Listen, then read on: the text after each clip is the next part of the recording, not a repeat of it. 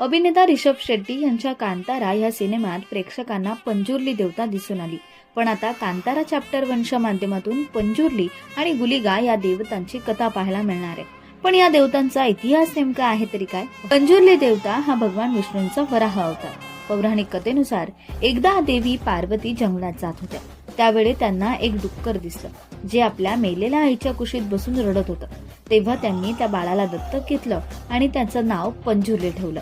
एक दिवस महादेव बघतात की पृथ्वीवर हाहाकार सुरू असून शेतकऱ्यांच्या पिकांची नासधूस सुरू आहे. त्यावेळी महादेवांनी त्याला श्राप देत एक वरदानही दिलं. तू आता जंगलातील लोकांचा आणि निसर्गाचा रक्षक म्हणून पूजला जाशील. आणि तेव्हापासून पंजुर्ली रानडुकराच्या धोक्यापासून पिकांचे आणि लोकांचं रक्षण करत असतो. त्यामुळे त्याला पिकांचा रक्षणकर्ता म्हणूनही मानलं जातं. तर गुलिगाची उत्पत्ती ही महादेवाच्या शक्तीमधूनच झाली आहे. गुलिगा हा क्षेत्रपाल म्हणून ओळखला जातो, ज्याचा अर्थ तो एखाद्या विशिष्ट क्षेत्राचा रक्षक आहे.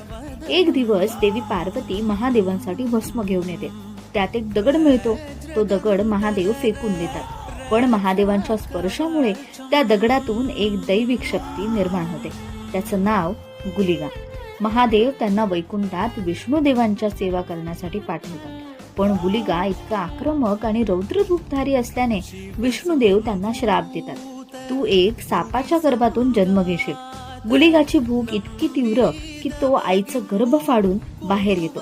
तेव्हा त्यांच्या भुकेला तृप्त करण्यासाठी स्वतः विष्णुदेव आपलं बोट खायला देतात आणि त्याची भूक ही भागवतात. यानंतर विष्णुदेव त्याला पृथ्वीवर पाठवतात. गुलिगा वाईट शक्ती आणि आत्मांना दूर ठेवत असतात आणि लोकांचं रक्षण करतात. ही निसर्गाचा नाश करणाऱ्यांना शिक्षा देणारी एक दैवी शक्ती आहे. ही देवपूजा दक्षिण कर्नाटकातील तुलुनाडूत शेकडो वर्षांपासून सुरू आहे. ही पूजा जंगलाचा राखणदार आणि निसर्ग देवतेची आराधना म्हणून केली जाते.